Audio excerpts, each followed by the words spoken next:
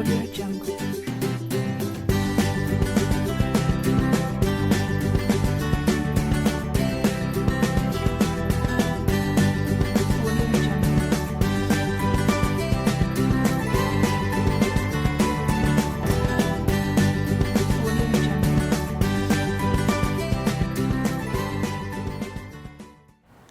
Friends, welcome to plus program.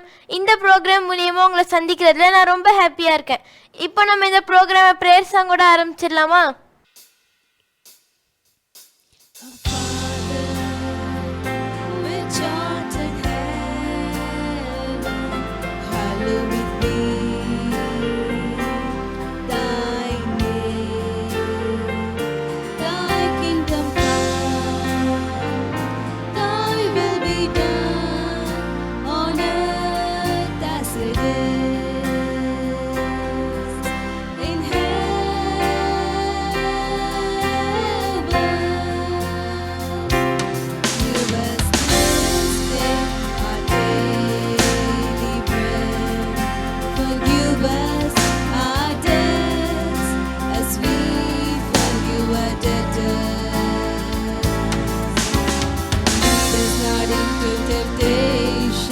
Deliver us from evil, for thine is the kingdom and the power and the glory forever.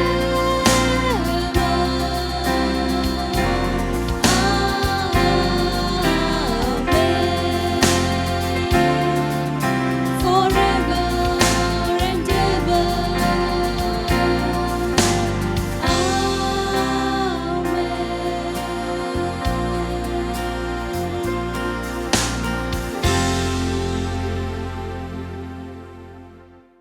Friends, இப்போ நம்ம எல்லாரும் என்சனின்ற ஒரு சூப்பரான பாட்டுக்கு action போட்டுடலாமா?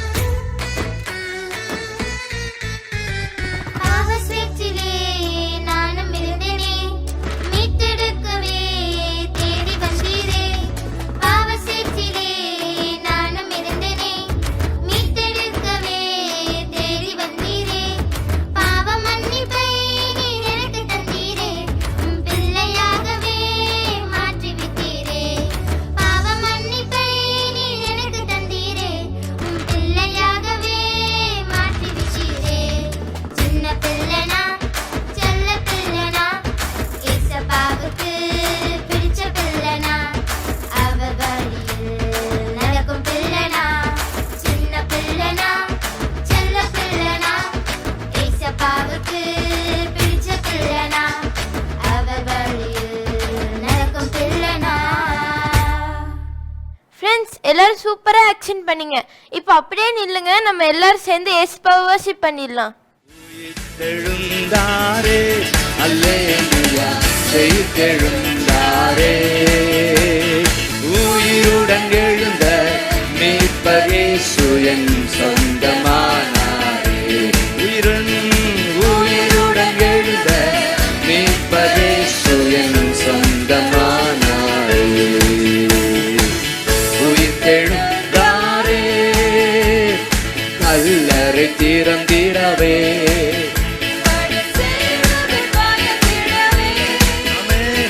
கல்லறை திறந்திடவே, காட்டும் சேவர்கள் பயந்திடவே.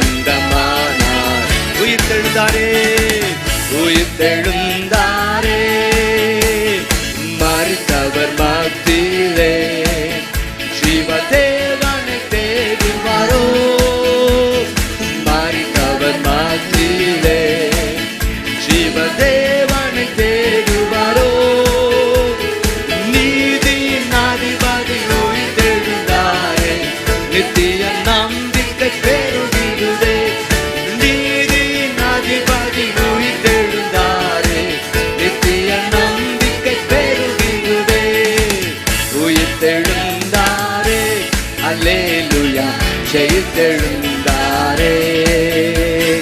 உயிருடன் எழுந்த மீட்பர் இயேசு என் சொந்தமானார். உயிருடன் எழுந்த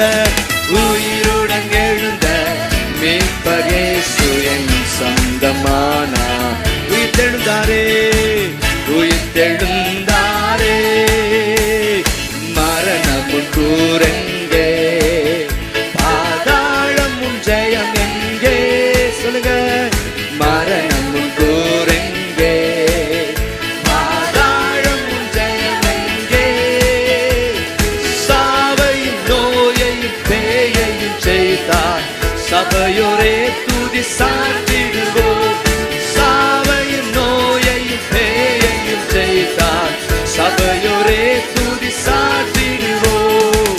உயிர்த்தெழுந்தாரே அல்லேலூயா ஜெயித்தெழுந்தாரே. உயிருடன் எழுந்த மீட்பர் இயேசு என் சொந்தமானார். உயிருடன் எழுந்த மீட்பர் இயேசு என் சொந்தமானார். உயிர்த்தெழுந்தாரே. ஃப்ரெண்ட்ஸ், ஓகே ஃப்ரெண்ட்ஸ், இப்போ நம்ம எல்லாரும் வர்ஷிப் பண்ணிட்டோம். இப்போ நம்மளுக்கு ஸ்டோரி டைம். நம்ம ஜெஃப்ரி அண்ணா இப்போ ஸ்டோரி சொல்ல போகிறாங்க. எல்லாரும் கேட்க ரெடியாக இருக்கீங்களா? பிரைஸ் லார்ட் குட்டீஸ், மீண்டுமா இந்த பிளஸ் ப்ரோக்ராமில் அண்ணன் உங்களை மீட் பண்ணுறதுல ரொம்பவே சந்தோஷப்படுறேன். ஸோ இந்த வாரம் பிளஸ் ப்ரோக்ராமில் எதை பற்றி பார்க்க போகிறோம் அப்படின்றதுக்கு முன்னாடி, என்ன ஸ்டோரி பார்க்க போகிறோம் அப்படின்றதுக்கு முன்னாடி, சங்கீதம் 32வது அதிகாரம் 1வது வசனம் 2வது வசனம் ரெண்டையும் நம்ம வாசித்து இப்போவுமே படிச்சிட போகிறோம். ஓகே, அண்ணன் கூட சேர்ந்து வாசிக்கலாமா? எவனுடைய மீறுதல் மன்னிக்கப்பட்டதோ, எவனுடைய பாவம் மூடப்பட்டதோ அவன் பாக்கியவான். எவனுடைய அக்கிரமத்தை கர்த்தர் எண்ணாது இருக்கிறாரோ, எவனுடைய ஆவியில் கபடம் இல்லாது இருக்கிறதோ அவன் பாக்கியவான் அப்படின்னு சொல்லி அந்த வசனம் சொல்லுது. ஓகேங்களா? இன்னொரு வாட்டி அண்ணன் கூட சேர்ந்து ஒரே ஒரு வாட்டி 2 வசனத்தையும் வாசிக்க போறீங்க. ஓகேங்களா? சங்கீதம் 32வது அதிகாரம் 1வது வசனம் வாசிப்புமா? எவனுடைய மீறுதல் மன்னிக்கப்பட்டதோ, எவனுடைய பாவம் மூடப்பட்டதோ அவன் பாக்கியவான்.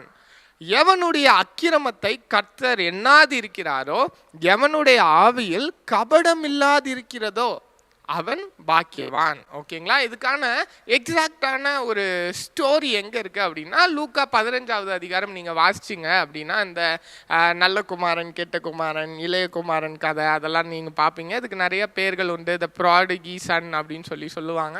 இப்படி நிறையா இருக்குது. ஸோ அந்த ஸ்டோரியை நம்ம ஆல்ரெடி தெரிஞ்ச கதை தான், இருந்தாலும் அண்ணன் ஒரு வாட்டி ஹைலைட் பண்ணுறேன். நீங்கள் அதை நல்லா கவனிச்சுக்கணும். ஓகே? ஸோ ஒரு அப்பா, ஓகே, நல்ல வசதி உள்ள ஒரு அப்பா. அந்த அப்பாவுக்கு ரெண்டு பசங்க, மூத்த பையன், இளைய பையன். ஓகே, அந்த இளைய பையன் என்ன பண்ணுறான் அப்படின்னா, அப்பா கிட்ட இருக்கிற எல்லா காசையும், எனக்கு என்னோட பங்கு ஏதோ அது எல்லாத்தையுமே என்கிட்டயே கொடுத்துருங்க அப்படின்னு கேட்டுட்டு அது எல்லாத்தையுமே வாங்கிட்டு எங்கே போகிறாரு அப்படின்னா, ஊர் சுற்ற போயிடுறாரு. ஓகே, நல்லா ஊர் சுற்றி எங்கெல்லாம் காசை செலவழிக்க கூடாதோ அங்கெல்லாம் போய் காசை ஃபுல்லாக செலவழிச்சிட்டு என்ன பண்ணுறாரு, ஏழையாக மாறிடுறாரு. ஓகேங்களா? காசு என்ன செலவு பண்ண வந்துட்டே இருக்குமா? சேர்த்து வச்சா தானே நம்மக்கிட்ட இருக்கும். அதை இன்வெஸ்ட் பண்ணால் தானே அது இன்னும் ஜாஸ்தியாக மாறும். செலவு பண்ணிகிட்டே இருந்தால் என்னவாகும்? 1000 ரூபாய் இருக்குது, 100 ரூபாய் செலவு பண்ணுறேன்னா 900 ரூபாய் இருக்கும். இன்னொரு 100 ரூபாய் செலவு பண்ணுறேன்னா 800 ரூபாய். அப்படியே கரைஞ்சு 100 ரூபாய் இருக்குது. அதையும் செலவு தான் பண்ணுறோம் அப்படின்னா, கடைசி வரைக்கும் இன்வெஸ்ட் பண்ணல, சேவ் பண்ணல, அதை வச்சு ஒரு பிஸ்னஸ் ஆரம்பிக்கல, அதை மல்டிப்ளை பண்ணல, எதுவுமே பண்ணல. ஓகேங்களா? அந்த பணத்தின் மேல ஒரு என்ன சொல்றது, இந்த பணத்தை செலவு தான் பண்ணணும் அப்படின்ற ஒரு எண்ணத்துல ஃபுல்லா செலவு பண்ண அவர்கிட்ட நிறைய ஃப்ரெண்ட்ஸ் எல்லாம் அவருக்கு கிடைச்சிக்கிட்டே இருந்தாங்க.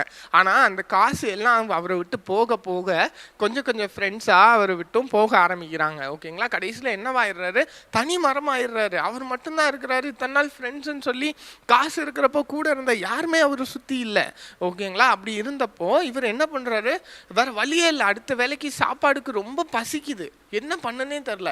உடனே இவர் என்ன பண்ணுறாரு, நேராக போகிறாரு. போய் ஒரு பன்னி மேய்க்கிற இடத்துல ஏதாச்சும் ஒரு வேலை இருக்குமான்னு கேட்குறாரு. அவங்களுக்கும் அந்த பன்னி மேய்க்கிற இடத்துல அவருக்கு ஒரு வேலை கொடுத்துட்றாங்க. ஓகேங்களா? வேலை கொடுத்ததுக்கப்புறம் பார்த்தா அந்த பன்னிகளுக்கு எல்லாத்துக்கும் இவர் சாப்பாடு போடுறது தான் வேலை. அந்த பன்னிகளுக்கு தவிடு அப்படின்னு சொல்லி ஒரு சாப்பாடு கொடுக்குறாங்க. எல்லா தவிடையும் அந்த பன்னிங்க சாப்பிட்றத பார்த்து இவருக்கு ரொம்ப பசிக்குது. பசிக்காண்டி தானே வேலைக்கு போனார், ஆனால் இன்னும் சாப்பாடு கிடைக்கல. சரி, அந்த ஒரு தவிடையாவது கொஞ்சமாக சாப்பிடலாம், எது பன்னிக்கு போடுற சாப்பாடு கரெக்டாக, அதையாவது கொஞ்சமாக சாப்பிடலாம் அப்படின்னு பார்க்குற நேரத்தில் என்ன ஆயிடுது, அந்த ஓனர் வந்து அவரை வந்து அடித்து என்ன பன்னிக்கு சாப்பாடு கொடுக்குற சொன்னால் அது நீ சாப்பிட்றியான்னு சொல்லி அனுப்பி விட்டுறாங்க. இப்படி நடந்ததும் அவருக்கு பெரிய ஹார்ட் பிரேக் ஆயிடுது. என் அப்பா கூட நான் இருந்தப்போ ஓகே ஒரு வேலைக்கு சாப்பாடுக்கு நான் கஷ்டப்பட்டுருப்பேன்னா, பசினா என்னன்னு தெரியறதுக்கு முன்னாடியே எங்கள் அப்பா எனக்கு சாப்பாடு கொடுத்துருவாரு. சாப்பாடுக்கு நான் கொஞ்சம் கூட கஷ்டப்படாதவனா இருந்தானே, எல்லாம் இருந்துச்சு, எனக்குள்ள மரியாதை இருந்துச்சு, எல்லாமே இருந்துச்சு. ஆனால் இப்போ எல்லாத்தையும் இழந்து போய் நிற்கிறேனே, என்ன பண்ண அப்படின்னு யோசிச்சு, சரி நான் மீண்டும் எங்கள் அப்பா கிட்டேயே நான் போயிடுவேன். அங்கே போய் நான் ஒரு வேலைக்காரனாக ஜாயின் பண்ணிடுறேன். எப்படி, நான் பிள்ளையா இல்லை, ஒரு வேலைக்காரனாக நான் மாறிடுறேன். அப்படி நான் வேலைக்காரனாக அங்கே போயிட்டேன் அப்படின்னா, அங்கே இருக்கிறவங்க வேலைக்காரங்க யாருமே நான் பசியாக இருந்து நான் பார்த்ததே இல்லையே. வேலைக்காரங்களே அப்படி இருக்கிறப்போ அங்கே போய் வேலைக்கு சேர்ந்துட்டா எனக்கும் பசியெல்லாம் இல்லாமல் இருக்குமேன்னு சொல்லிட்டு தான் கிளம்பி போகிறாரு. போய் அந்த இடத்துக்கு போய் நிற்க போனால் அங்கே இவர் போய் நிற்கிறதுக்குள்ளேயுமே அவங்க அப்பா இறங்கி ஓடி வந்து இவர் அப்படியே கட்டி பிடிச்சி முத்தம் கொடுத்து, இவருக்கு காலுக்கு செருப்பு போட்டு விட்டு, அவரை நல்லா குளிப்பாட்டி நல்ல ட்ரெஸ் போட்டு கொடுத்து, ஒரு செலிப்ரேஷன் மாதிரி, இவர் திரும்பி வந்ததுக்கு நல்ல ஒரு செலிப்ரேஷன் மாதிரி வச்சு சூப்பராக அவரை ஏற்றுக்கொள்கிறாரு. ஓகேங்களா? இதை பார்த்த இந்த மூத்த பையன் இருக்கிறாரு இல்லையா, என்ன அப்பா என்ன இப்படி இருக்கிறாரு, இவன் போய் எல்லா காசையும் செலவு பண்ணிட்டு வந்தானே, ஆனால் அவனை வந்து ஏற்றுக்கிறாரு அப்படின்ற ஒரு மைண்ட் செட்டில் பார்க்குறாரு. இதுதான் நம்ம அப்பாவோட அன்பும் கூட. என்ன ஒரு பாவம் செஞ்சுருந்தாலும் எது செஞ்சுருந்தாலும் அதை நினச்சி மனம் வருந்தி அவர்கிட்ட போய் என்னைய மன்னிச்சிருங்க அப்படின்னு சொல்லணும் அப்படின்ற எண்ணம் நம்மளுக்கு ஏற்பட்டாலே ஆண்டவர் நம்மளுக்கு மன்னிப்பு கொடுக்கறதுக்கு ரெடியாக இருக்காரு. அவர் நம்மளோட அப்பா அப்படி தானே, ஓடி வந்து நம்மளை கெட்டி பிடிச்சி என் பிள்ளை மறுபடியும் என்கிட்ட வந்துட்டான்னு ரொம்ப சந்தோஷப்படுவார். ரொம்ப ரொம்ப ரொம்ப சந்தோஷப்பட்டு நம்மளை அப்படியே கட்டி பிடிச்சி நம்மளுக்கு முத்தெல்லாம் கொடுத்து நம்மளை அவ்வளோ அன்பாக வச்சுப்பார். ஓகேங்களா? அவ்வளோ அன்புள்ள தேவனை அவர் மன்னிச்சதுக்கப்புறம் திருப்பியும் நம்மளால் பாவம் செய்யலாமா? நம்ம திரும்பியும் பாவம் செஞ்சு திருப்பியும் அப்படி ஒரு அப்பாவை நம்ம கஷ்டப்படுத்தலாமா? கஷ்டப்படுத்தக்கூடாது. அப்படிதானே? சோ அவர் மன்னிக்கிறவர் தான். ஆனா நாம சரியா இருக்கணும். எதனால? நம்ம தப்பு பண்ணிட்டா அவர் நம்மளை அடிச்சிருவாரு, அவர் நம்மளை மிதிச்சிருவாரு, அவர் நம்மளை பனிஷ் பண்ணிடுவாரு அப்படின்னு பயந்து அவருக்கு தப்பு பண்ணாம அப்படி இல்லை. அவர் இவ்வளோ அன்புள்ள ஒரு தெய்வனா இருக்கிறாரு, இவ்வளோ ஒரு அன்புள்ள ஒரு தகப்பனா இருக்கிறாரு. அவர் எனக்காக உயிரே கொடுத்த ஒரு தகப்பனா இருக்கிறாரு. அவருக்கு நான் எப்படி இந்த தப்பை பண்ண முடியும்? நான் இந்த தப்பு பண்ணா எங்க அப்பாவோட உள்ளம் எப்படி கஷ்டப்படும்? அதனால நான் இந்த தப்பை பண்ணாம இருக்கேன் அப்படின்ற எண்ணத்தோட நீங்க பண்ணின எல்லா பாவத்தையும் அவர்கிட்ட மன்னிப்பு செஞ்சு அறிக்கையிட்டு மன்னிப்பு கேட்டீங்க அப்படின்னா அவர் உங்களை மன்னிக்கிறதுக்கு எப்பயுமே நல்ல தகப்பனா ரெடியா இருக்கிறாரு. ஓகேங்களா? இதுதான் இந்த வசனம் நம்மளுக்கு சொல்லுது. யோசிச்சு பாருங்க, எவ்வளோ பாவம் பண்ணியிருக்கிறீங்க. அந்த பாவத்தெல்லாம் ஆண்டவர்கிட்ட சொல்லி என்னை மன்னிச்சிருங்கன்னு உண்மையா மனசுல இருந்து கேட்டீங்களா? இல்ல ஜஸ்ட் வந்து எங்க அவர் இந்த பாவத்தை வந்து நம்ம மன்னிப்பு கேட்கலன்னா அவர் நம்மளை அடிச்சிருவாரோ, அவர் வந்து நம்மளை பனிஷ் பண்ணிடுவாரோ, நம்மளுக்கு எக்ஸாம்ல நல்ல மார்க் கிடைக்காம போயிருமோ, இதுக்காக அவர்கிட்ட மன்னிப்பு கேட்டீங்களா?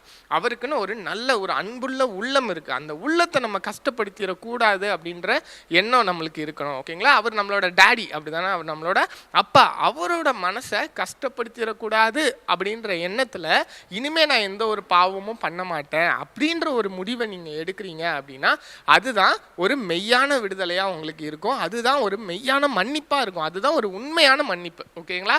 இப்போ இதுதான் இந்த வசனத்தோட அர்த்தம். யோசிச்சு பாருங்க எல்லாரும். இதே மாதிரி நீங்கள் மன்னிப்பு கேட்டிருக்கிறீங்களா? இதே மாதிரி அப்பாவுக்கு நம்ம உண்மையாக இருக்கணும், அப்பாவுக்கு நம்ம நல்ல பிள்ளைகளாக இருக்கணும் அப்படின்றத நீங்கள் செஞ்சுருக்கிறீங்களா அப்படின்றத யோசிங்க. செய்யலை அப்படின்னா இதுதான் அதுக்கான நாள், இதுதான் அதுக்கான நிமிஷம், இதுதான் அதுக்கான செகண்ட். ஓகேங்களா? இந்த செகண்டில் நீங்கள் பண்ண அந்த பாவத்துக்கோ இல்லை ஏதோ ஒன்று தப்பு பண்ணியிருந்தாலோ, ஏதோ ஒரு கீழ்ப்படியாமையோ, ஏதோ ஒரு சின்ன சின்ன பொய்யோ எதுவாக இருந்தாலும் ஆண்டவர்கிட்ட உடனே எல்லாரும் மன்னிப்பு கேளுங்க. ஓகேங்களா? தேங்க்யூ குட்டி. ஸோ இந்த வாரம் இந்த ஸ்டோரி உங்கள் எல்லாத்துக்குமே பிரயோஜனமாக இருந்திருக்கும்னு நினைக்கிறேன். இதே மாதிரி நெக்ஸ்ட் வீக் இன்னும் ஒரு நல்ல நல்ல ஸ்டோரியோட அண்ணவங்களை வந்து மீட் பண்றேன். தேங்க்யூ ஸோ மச் குட்டீஸ். God be with you all. Bye bye. Friends, story ரொம்ப சூப்பராக இருந்துச்சு அப்படி தானே? இப்போ நம்ம போய் மெமரி வர்ஸ் படிச்சுட்டு வந்துடலாமா? அண்ணா கூட சேர்ந்து வாசிக்கலாமா? எவனுடைய மீறுதல் மன்னிக்கப்பட்டதோ, எவனுடைய பாவம் மூடப்பட்டதோ அவன் பாக்கியவான். எவனுடைய அக்கிரமத்தை கர்த்தர் எண்ணாது இருக்கிறாரோ, எவனுடைய ஆவியில் கபடம் இல்லாது இருக்கிறதோ அவன் பாக்கியவான் அப்படின்னு சொல்லி அந்த வசனம் சொல்லுது. ஓகேங்களா? இன்னொரு வாட்டி அண்ணன் கூட சேர்ந்து ஒரே ஒரு வாட்டி 2 வசனத்தையும் வாசிக்க போறீங்க. ஓகேங்களா? சங்கீதம் 32வது அதிகாரம் 1வது வசனம் வாசிப்புமா? எவனுடைய மீறுதல் மன்னிக்கப்பட்டதோ, எவனுடைய பாவம் மூடப்பட்டதோ அவன் பாக்கியவான். எவனுடைய அக்கிரமத்தை கர்த்தர் எண்ணாது இருக்கிறாரோ, எவனுடைய ஆவியில் கபடம் இல்லாது இருக்கிறதோ அவன் பாக்கியவான். ஃப்ரெண்ட்ஸ், மெமரி வாஸ் ரொம்ப ஈஸியாக இருந்துச்சுல்ல? மறக்காமல் வீடியோ எடுத்து ஸ்க்ரீனில் தெரியுற வாட்ஸ்அப் நம்பருக்கு சென்ட் பண்ணிடுங்க. ஃப்ரெண்ட்ஸ், நம்ம நெக்ஸ்ட் செக்மெண்ட் என்ன பார்க்க போகிறோன்னு தெரியுமா? Object lesson. போய் பார்க்கலாமா? ஹலோ ஃப்ரெண்ட்ஸ், இன்னைக்கு ஒரு சூப்பரான ஆப்ஜெக்ட் லெசன் நம்ம படிக்க போகிறோம். இன்னைக்கு இயேசு உயிர்த்தெழுந்த நாள் இல்லையா? எல்லா கல்லறைகளும் மூடி இருக்கிறது, இயேசுவின் கல்லறை மட்டும் இன்றைக்கும் திறந்திருக்கிறது. அவர் இன்றைக்கும் ஜீவிக்கிறார். சரி, இன்றைக்கி நம்ம ஆப்ஜெக்ட் லெசன்ஸில் என்னெல்லாம் நான் யூஸ் பண்ணியிருக்கேன்னா, ஒரு ஸ்பூனு, ஒரு சின்ன ட்ரே மாதிரி உள்ள கிண்ணம், அப்புறம் பார்த்திங்கன்னா ஒரு பாட்டிலில் கொஞ்சம் தண்ணி, அப்புறம் பார்த்திங்கன்னா ஒரு டீ பேக். ஓகேவா? சரி, இப்போ நம்ம என்ன செய்கிறோம், அந்த டீ பேக்கில் இருந்து ஒன்று எடுத்துக்க போகிறோம்.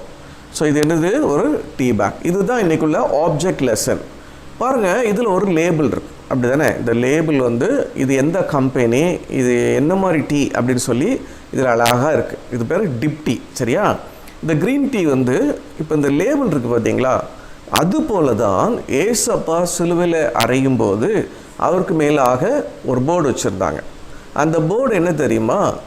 இவர் நசரேயனாகிய இயேசு யூதர்களின் ராஜா, INRI அப்படின்னு போட்டிருப்பாங்க. ஸோ அதுக்கு இது ரிசம்பிள் பண்ணுன்னு வச்சுருங்களேன். அப்புறம் பார்த்திங்கன்னா என்ன இருக்குது? ஒரு நூல் இருக்குது இல்லையா? இந்த நூல் எதை ரிப்ரசன்ட் பண்ணுதுன்னா, இயேசு சுவாமியை என்ன செஞ்சாங்க? வாரினால் அடித்தாங்க இல்லையா? ஓங்கி ஓங்கி அடித்தாங்க. எத்தனை அடி அடித்தாங்க? 39 ஸ்ட்ரைப்ஸ் அடித்தாங்க. 39 தடவை கசையினால் அடிக்கும்போது அவருடைய முதுகெல்லாம் அப்படியே இரத்தமாக மாறினது, தழும்புகளாக மாறினது. அதிலிருந்து சதை எல்லாம் பித்து கொண்டு வந்தது. நம்முடைய பாவங்களை ஏசப்பா சுமந்ததினாலே இந்த பாடுகளை இயேசுவுக்கு நேரிட்டது. சரியா? நமக்காக அடிக்கப்பட்டாங்க. அடுத்து நீங்கள் பார்த்தீங்கன்னா இது ஒரு டீ பேக் இல்லை? இந்த டீ பேக்கில் வந்து ஒரு ஸ்டாப்லர் பின் போட்டிருக்காங்க, அப்படி தானே? இது எதை குறிக்குது அப்படின்னா, ஏசப்பாவை சிலுவையில் என்ன செஞ்சாங்கன்னா 8 அங்குலம் நீளம் உள்ள ஒரு ஆணியை வச்சு அப்படியே அந்த மரத்தில் அடித்தாங்க. மரத்தில் அடிச்சிட்டாங்க. இந்த பின் அதை தான் குறிக்குது. சரியா? ஏசப்பாவை ஓங்கி அடித்தாங்க. கை ரெண்டையும் காலையும் வச்சு ஆணி வச்சு அடித்தாங்க. நம்ம இந்த கையை வச்சு தான் என்ன செய்கிறோம்? நிறைய பாவங்கள் செய்கிறோம் இல்லையா? வீட்டில் ரிமோட் கண்ட்ரோலை அமைக்கி அமைக்கி விடுறோம்ல. அப்புறம் பார்த்திங்கன்னா வீடியோ கேம்ஸுக்கு இந்த கையை என்ன செய்கிறோம்? ரொம்ப யூஸ் பண்ணி விளையாடாதன்னு சொன்னால் கூட விளையாடுறோம் இல்லையா? ஸோ இந்த கைகளால் செய்த பாவத்திற்காக இயேசு சிலுவையில் என்ன செஞ்சாங்க? ஆணி அடிக்கப்பட்டாங்க. அப்புறம் ஃப்ரெண்ட்ஸ், இதுக்குள்ளே ஒன்று இருக்குது பாருங்கள். இதை நான் திறந்தேன்னா இதில் வந்து ஒரு கருப்பாக ஒன்று இருக்குது. அது என்னது? அதுதான் டீ இல்லையா? அந்த டீயை நம்ம இதில் தட்டிடுவோமா? தட்டியாச்சு. சரியா? இப்போ தட்டினோன்னு என்ன ஆகுது பாருங்கள். இப்போ நம்ம தட்டின பிறகு என்ன செய்கிறோம்? ஒரு ஸ்பூனை வச்சு என்ன செஞ்சிடும்? அதை கலக்கிறோம். இது எதை குறிக்கிறதுனா, மனிதர்களுடைய பாவங்கள் என்ன செய்யுது? அழுக்கான சாக்கடை தண்ணி போல் இருக்குது இல்லையா? இதெல்லாம் யார் சுமந்து தீர்த்தாங்க? ஏசப்பா சிலுவையில் சுமந்து தீர்த்துட்டாங்க. அப்போ எவ்வளோ பெரிய பாவியாக இருந்தாலும் ஏசப்பா கிட்ட வந்தோம்னா ஏசப்பா அவங்கள நல்ல பிள்ளைங்களா, குட் பாயா, குட் கேர்ளாக மாற்றுவாங்க. ஏன்? ஏசப்பா அந்த பாவத்தை எல்லாம் சுமந்து சிலுவையில் என்ன செஞ்சிட்டாங்க? மறிச்சிட்டாங்க. ஏசப்பா சிலுவையில் ரத்தம் செஞ்சு மறிச்சதுனால பாவங்களுக்கு மன்னிப்பு ஏற்பட்டுச்சு. சரியா? அப்புறம் ஏசப்பாவை மரணம் மேற்கொள்ளுமா? கொள்ளவே கொள்ளாது. ஏசப்பா யார்? காட். ஏசப்பா 3ஆவது நாள் என்ன செஞ்சாங்க? உயிரோட எழுந்தாங்க. சரி, அதை பார்க்கலாமா இது எப்படின்னு? இப்போ பாருங்க, ஏசப்பா 3ஆவது நாள் என்ன செஞ்சாங்க? உயிர் தெழுந்த.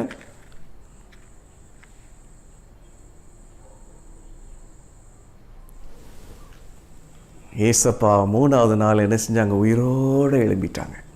இன்றைக்கு வரைக்கும் ஏசப்பா உயிரோடு இருக்காங்க. உனக்காக எனக்காக ஏசப்பா ரெக்கமெண்டேஷன் பண்ணிக்கிட்டே இருக்காங்க, பரிந்து பேசுகிறாங்க. ஒரு நாள் வரும்போது நம்ம எல்லாம் ஏசப்பா அழைத்து சென்று அவரோட சந்தோஷமாக வச்சுருப்பாங்க. சரியா? God bless you. Okay friends, object lesson ரொம்ப யூஸ்ஃபுல்லாக இருந்துச்சு தானே? இப்போ நம்ம அப்படியே கிரியேஷன் கேர் பார்க்கலாமா? ஹாய் குட்டீஸ், எல்லாரும் எப்படி இருக்கீங்க? மறுபடியும் கிரியேஷன் கேர் வழியாக அவங்கள பார்க்குறதுல எனக்கு ரொம்ப ஹாப்பி. நம்ம லாஸ்ட்டு 3 மந்த்தாக நிறைய டாப்பிக்கில் பார்த்துட்டு வரோம். அதே மாதிரி இன்றைக்கி என்ன டாப்பிக்கில் பார்க்க போகிறோம் அப்படின்னா ஸ்டாப் குளோபல் வார்மிங். என்ன topic? Stop global warming. Global வார்மிங்கை ஸ்டாப் பண்ணுறது எப்படி அப்படின்னா இந்த காலகட்டத்தில் ரொம்ப முடியாத காரியம்தான். ஆனால் என்ன பண்ணலாம் அப்படின்னா நம்மளோட சின்ன சின்ன வேலைகள் நிமித்தமாக அதை கொஞ்சம் கண்ட்ரோல் பண்ணலாம். அதுதான் ஸ்டாப் குளோபல் வார்மிங். ஓகேவா? புவி வெப்பமாகிறது எதனால் முதல்ல வெப்பமாகுது அப்படின்னு பார்த்தோம் அப்படின்னா நம்மளால தான். நம்ம தான் இருக்கிற மரத்தை எல்லாம் வெட்டுறோம். நமக்கு தேவையான இடத்துல இருந்த மரத்தெல்லாம் வெட்டி அதில் பில்டிங் போடுறோம். அதுக்கப்புறம் நிறைய ரோடு போடுறதுக்கு ரோட் சைடில் இருந்த மரத்தெல்லாம் நம்ம வெட்டி அதை ஹைவேவாக மாற்றிட்டு இருக்கோம். அதுக்கப்புறம் தொழிற்சாலையிலேருந்து வெளியே வர போக நம்ம இப்போ ஃபஸ்ட்லாம் பார்த்தோம் அப்படின்னா நம்ம வீட்டில் சைக்கிள் தான் இருக்கும். இப்போ வந்து வீட்டில் இருக்கிற 5 பேர் இருந்தோன்னா 5 பேருக்கும் 5 2 வீலர் இருக்குது. நம்ம ஸ்கூல் படிக்கிற ஸ்டூடெண்ட்டாக இருந்தாலும் நமக்கு ஒரு 2 வீலர் இருக்குது. நம்ம டியூஷன் போகிறதுக்கு 2 வீலர் தான் யூஸ் பண்ணுறோம். அந்த மாதிரி நிறைய விஷயங்களால் தான் இந்த வேர்ல்டு வந்து இவ்வளோ ஹீட் ஆகி ஹீட்டோடு மட்டும் இல்லாமல் அந்த ஹீட்னால் பனிப்பாறை எல்லாம் உருகி கடல் மட்டம்லாம் உயருது. ஃபர்ஸ்ட்லாம் பார்த்தோம் அப்படின்னா வருஷத்துக்கு ஒரு தடவை புயல் வரதே ரொம்ப கஷ்டமாக இருக்கும். ஆனால் இப்போ பார்த்தோம் அப்படின்னா வருஷத்துக்கு 4-5 தடவையாவது புயல் வந்துடுது. இது எல்லாத்துக்கும் காரணம் என்ன அப்படின்னா இந்த புவி வெப்பமயமாதல் தான். ஓகேவா? சரி, இதை எப்படி தடுக்கலாம் அப்படின்னா முதல்ல நம்ம வீட்டில் இருந்து ஸ்டார்ட் பண்ண வேண்டியதான். முதல்ல நம்ம வீட்டில் வந்து சின்ன சின்ன இன்டோர் பிளான்ட்ஸ் வந்து நமக்காக வளர்க்கலாம். ஒரு சயின்டிஸ்ட் சொல்கிறாங்க ஒரு மனுஷன் ஒரு வருஷத்துக்கு சுவாசிக்கிற தேவையான ஆக்சிஜனை வந்து 16 துளசி செடி வந்து கொடுக்குமா. அப்போ நம்ம வீட்டில் 16 துளசி செடி வைக்க முடியாட்டாலும் 2-3 வைக்கலாம்ல. ஏன்னா நம்ம வீட்டில் செடியே இல்லாததுக்கு அந்த துளசி பிளான்ட் வைக்கலாம். இந்த மாதிரி அது மட்டும் இல்லாமல் இப்போ நமக்கு வந்து ஹீட்டு வந்து ஆரம்பிச்சிருச்சு. அதனால இப்போ நம்ம சம்மரில் வீட்டில் இருக்கிறதுனால பகல்லையும் ஏசி யூஸ் பண்ண ஆரம்பிச்சிருவோம். அந்த பகலில் ஏசி யூஸ் பண்ணுறதை வந்து கொஞ்சம் கண்ட்ரோல் பண்ணலாம். நைட்டு மட்டும் நமக்கு அதுவும் கொஞ்ச நேரம் ஒரு 3 hours இல்லை 4 hours மட்டும் ஏசி யூஸ் பண்ணிவிட்டு அதுக்கப்புறம் அதை ஆஃப் பண்ணி வைக்கலாம். வேறு என்ன பண்ணலாம் அப்படின்னா நம்ம இப்போ டியூஷன் போகிறோம், எக்ஸ்ட்ரா கரிக்குலர் ஆக்டிவிட்டீஸ்க்கு நம்ம போகிறோம் அப்படின்னா நம்ம வந்து 2 வீலரில் போகாமல் சைக்கிளில் போகலாம். இல்லை அப்படின்னா நம்ம ஈவினிங் வந்து ஒரு வாக்கிங்காகவே போகலாம். வாக்கிங் வந்து நம்மளுக்கு ஹெல்த்துக்கும் நல்லது தானே. அந்த மாதிரி ஏதாவது செய்யலாம். நம்ம கடைக்கு போகும்போது நம்ம என்ன பண்ணுறோம், பையே எடுத்துகிட்டு போகாமல் பாலித்தீன் கவரில் எல்லாமே நம்ம வாங்கிட்டு வரோம். அந்த பாலித்தீன் கவர் நமக்கு வரும்போது கேரி பேக்காக இருக்குது. வீட்டுக்கு வந்த உடனே நம்ம கேரி அவுட் பண்ணிடுறோம், த்ரோ அவுட் பண்ணிடுறோம். அது என்ன ஆகுது, அது வந்து குப்பையோட குப்பையாக போய் ஏதோ ஒரு இடத்துல எரிக்கிறதுனால அது மூலமாகவும் நம்ம ஒரு வீட்டு குப்பையாக அப்படி இருக்கும். அப்படி இல்லை, எல்லாருமே அதை மாதிரி த்ரோ அவுட் பண்ணுறதுனால டன் கணக்கில் குப்பைகள் வந்து சேர்றதை வந்து நம்ம ஹைவே ஓரத்தில் போகும்போது நிறைய இடத்துல பார்க்கலாம். நிறைய பிளாஸ்டிக்கை குவிச்சு அதை எரிக்கிறது. அவ்வளோ ஹீட் தான். அது வந்து மக்கும் பொருள் இல்லை, அது வந்து மக்காத ஒன்று. அதனாலையும் ஹீட் வந்து ரொம்ப ஏறி போகுது. அதனால் நம்ம என்ன பண்ணலாம் அப்படின்னா கடைக்கு போகும்போது நம்மளே ஒரு மஞ்சப்பை எடுத்துகிட்டு போகலாம். இல்லை அப்படின்னா இப்போ ஏற்கனவே ஜூட் பேக் வந்துருச்சுல, அந்த மாதிரி உள்ளதை திங்ஸ் எல்லாம் எடுத்துகிட்டு போகலாம். ஸோ இந்த இருக்கிற இதை நம்ம அடுத்த ஜென்ரேஷனுக்கு நம்ம கொண்டு போகணும். நம்ம வந்து இந்த வேர்ல்டை வந்து நம்ம கையில் கர்த்தர் கொடுத்தது வந்து பண்படுத்தவும் பாதுகாக்கவும் தான். நம்ம பண்படுத்தணும், பாதுகாக்கணும். அது நம்மளோட தலையாய கடமை. ஓகேவா குட்டீஸ்? இந்த டிப்ஸ் எல்லாம் உங்களுக்கு யூஸ்ஃபுல்லாக இருக்கும்னு நினைக்கிறேன். நெக்ஸ்ட் செக்ஷனில் இன்னும் வேற ஒரு இன்ட்ரெஸ்டிங் டாப்பிக்கில் உங்களை வந்து மீட் பண்ணுறேன். ஓகே, பாய் குட்டீஸ். தேங்க்யூ குட்டீஸ். ஃப்ரெண்ட்ஸ், கிரியேஷன் கேரில் பார்த்தா குளோபல் வார்மிங் டாபிக் உங்களுக்கு ரொம்ப யூஸ்ஃபுல்லாக இருக்கும்னு நான் நம்புகிறேன். ஃப்ரெண்ட்ஸ், இப்போ நம்ம ஒரு சூப்பரான கிராஃப்ட் பார்க்க போகிறோம். போய் பார்க்கலாமா? ஹலோ குட்டீஸ், இந்த ரிசர்ஷன் சண்டேயில் உங்களை சந்திக்கிறத ரொம்ப சந்தோஷப்படுறோம். இன்றைக்கும் க்யூட்டான ஒரு கிராஃப்ட் பார்க்க போகிறோம். அந்த கிராஃப்ட் பண்ணுறதுக்கு என்னென்னலாம் பொருட்கள் தேவைன்னு பார்த்துடலாமா? ஃபஸ்ட்டு ஒரு ஒயிட் ஷீட், அப்புறம் எனி கலரில் ஒரு கலர் பேப்பர் எடுத்துங்க. நான் ப்ளூ எடுத்திருக்கேன், நீங்கள் எனி கலரில் எடுத்துக்கலாம். அப்புறமா colour pen, compass, glue, scissor. First இந்த ஒயிட் ஷீட்டில் வந்து அப்புறமா 5 சென்டிமீட்டரில் வந்து ஒரு சர்க்கிள் போட போகிறோம். அப்புறமா 3 சென்டிமீட்டரில் வந்து இன்னொரு சர்க்கிள் போட போகிறோம்.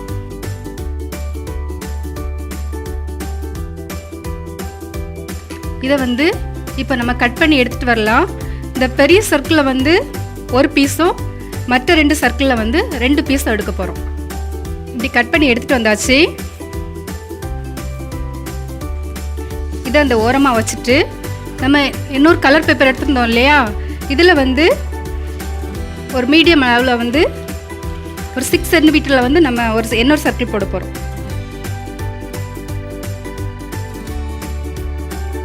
இதையும் கட் பண்ணி எடுத்துக்கலாம். ஃபஸ்ட்டு இந்த பிக் சர்க்கிளை வந்து நம்ம இப்படி வச்சுட்டு அதுக்கு கீழே வந்து இந்த ப்ளூ சர்க்கிளை வந்து வச்சு நம்ம கம் போட போகிறோம்.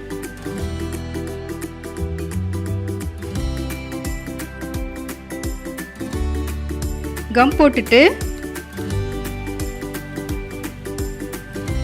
இந்த குட்டு சர்க்கிளை வந்து நம்ம இப்படி சைடில் வைக்க போகிறோம். அப்புறமா இந்த பெரிய சர்க்கிளை வந்து அது கீழே வைக்க போகிறோம். வச்சுட்டு நம்ம கம் போட்டு விட்டுக்கலாம்.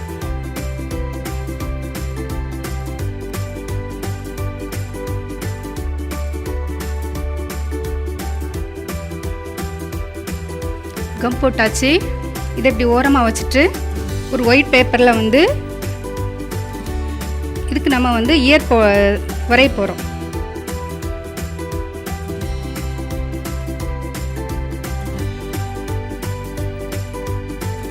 இதை வந்து நம்ம இப்போ கட் பண்ணி எடுத்துக்கலாம். கட் பண்ணி எடுத்தாச்சு. இந்த ப்ளூ பேப்பர்லேயும் வச்சு இதே மாதிரி இன்னொன்று கட் பண்ணி எடுத்துக்கலாம். கட் பண்ணி எடுத்துகிட்டு வந்தாச்சு. இதை இப்போ நம்ம இதில் ஒட்டிடலாம்.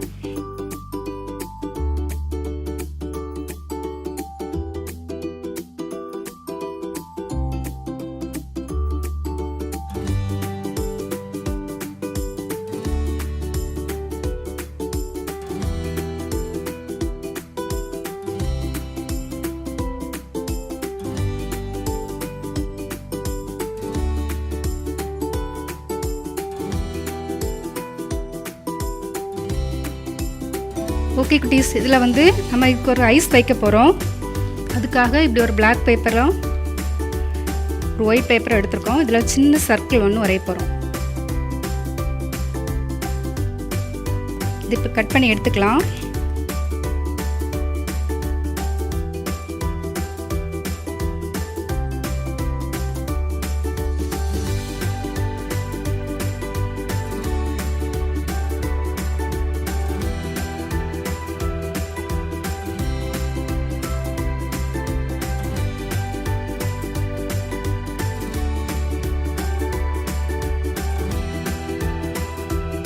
ஓகே குட்டி,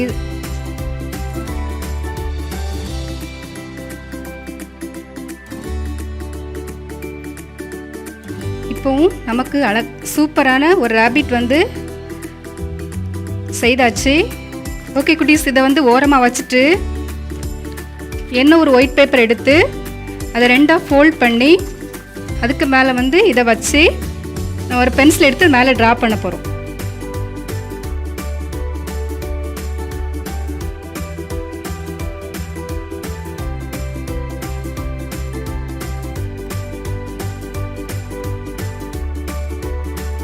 இப்போ இதை கட் பண்ணி எடுத்துக்கலாம்.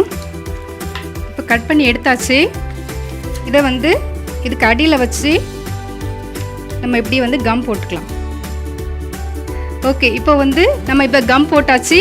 இதுக்கு மேலே வந்து ஹாப்பி ரிசர்வேஷன் சண்டேன்னு எழுத போகிறோம்.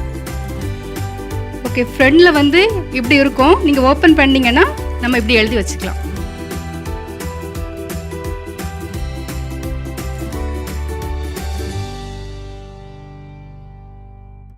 ஃப்ரெண்ட்ஸ், கிராஃப்ட் சூப்பராக இருந்துச்சு அப்படி தானே? இதே மாதிரி நீங்களும் பண்ணி ஸ்க்ரீனில் தெரியல வாட்ஸ்அப் நம்பருக்கு ஃபோட்டோ எடுத்து சென்ட் பண்ணிடுங்க. ஃப்ரெண்ட்ஸ், இப்போ நம்ம லாஸ்ட் செக்மெண்ட்க்கு வந்துட்டோம். நம்ம எல்லாருக்கும் பிடிச்ச பப்பட் சாங் பார்த்துட்டு வந்துடலாமா?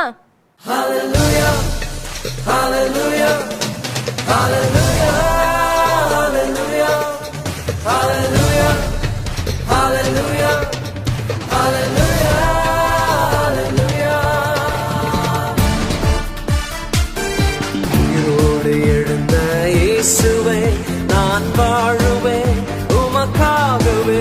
நீரொருவரே ஆண்டவர், நீரொருவரே ரட்சகர், நீரொருவரே ஆண்டவர்.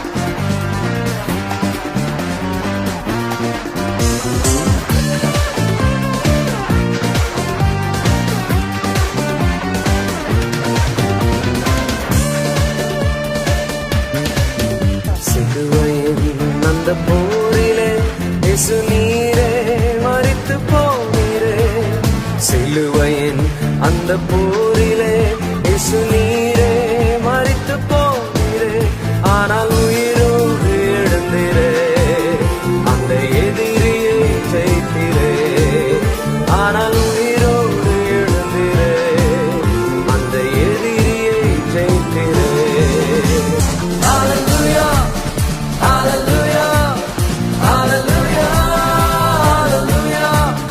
ஹalleluya ஹalleluya ஹalleluya ஹalleluya என்னை தூக்கி தூக்கி எடுத்தீரே நீ சர்வ வல்லவரே என்னை தூக்கி தூக்கி எடுத்தீரே நீ சமாதான காரணரே என்னை தூக்கி தூக்கி எடுத்தீரே நீ சர்வ வல்லவரே என்னை தூக்கி தூக்கி எடுத்தீரே நீ சமாதான காரணரே. ஃப்ரெண்ட்ஸ் இன்னைக்குள்ள ப்ரோக்ராம்லாம் உங்களுக்கு ரொம்ப பிடிச்சிருந்துச்சு அப்படி தானே? இதே மாதிரி ஒரு சூப்பரான ப்ரோக்ராமோட நான் உங்களை நெக்ஸ்ட் வீக் மீட் பண்ணுறேன். Until then bye bye.